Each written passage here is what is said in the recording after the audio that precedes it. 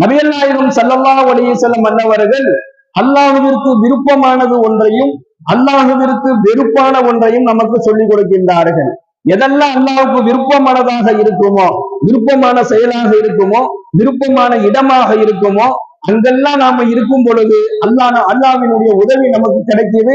அல்லாஹ் நெருக்கடிகளை விட்டும் சுமைகளை விட்டு அல்லாஹ் நம்மளை பாதுகாத்துறான். அதுல இந்த உலகத்திலேயே அல்லாஹ்விற்கு மிகவும் விருப்பமான ஒரு இடத்தை பற்றி நபிகள் நாயகம் ஸல்லல்லாஹு அலைஹி வஸல்லம் அவர்கள் சொல்கின்றார்கள். அஹப்புல் பிலாதி இலல்லாஹி மஸாஜிதுஹா.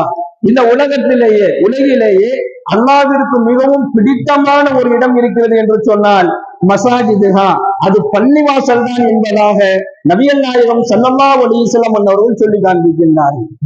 இந்த பள்ளிவாசல் என்பது சாதாரணமான ஒரு இடம் அல்ல. அது அல்லாஹ்வினுடைய வீடு.